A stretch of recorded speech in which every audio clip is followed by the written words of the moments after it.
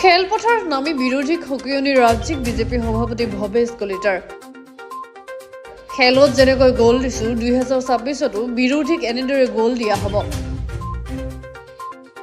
পঞ্চায়ত নিৰ্বাচনৰ পিছতে বিধানসভাৰ বাবে ৰোডমেপ ইতিমধ্যে তৈয়াৰ হৈছে। 2026ত পুনৰ মুখ্যমন্ত্ৰী হিমন্ত বিশ্ব শৰ্মাৰ নেতৃত্বতে NDA চৰকাৰ হ'ব।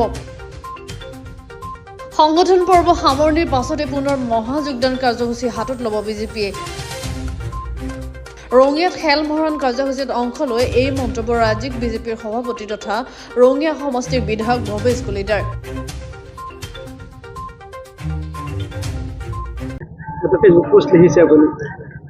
খেলত আহিছোঁ, উপভোগ কৰিছোঁ, গ'ল দিছোঁ, বিৰোধীকো এনেকৈ গ'ল দিব লাগিব। 2026ত বিৰোধী কেনেধৰণে প্ৰতিক্ৰিয়া দিব?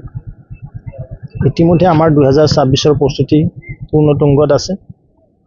কিছুদিন পিছতে পঞ্চায়ত নিৰ্বাচন অনুষ্ঠিত হ'বলৈ গৈ আছে। পঞ্চায়তৰ পিছতে বিধানসভাৰ কাৰণে আমি আমাৰ যি ৰোডমেপ ইতিমধ্যে আমাৰ তৈয়াৰ আছে আৰু সেইমতে আমাৰ কাম কৰি যাই আছোঁ। সংগঠন আৰু চৰকাৰে নিশ্চিতভাৱে 26ত ডক্টৰ হিমন্ত বিশ্ব শৰ্মা ডাঙৰীয়াৰ বলিষ্ঠ নেতৃত্বত আমাৰ NDA তথা বিজেপি মিত্ৰগোষ্ঠীৰ চৰকাৰ হ'ব।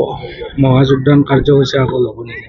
যোগদান কাৰ্যসূচী যিহেতু আমাৰ সংগঠন পৰ্ব চলি আছে, ৰাজ্যিক সংগঠন পৰ্ব সমাপ্তি হোৱাৰ পিছতে আকৌ যোগদান আৰম্ভ হ'ব। ৰঙিয়াৰ পৰা ইন্টাছ আলীৰ ৰিপৰ্ট, গ্লোবেল NE 24/7।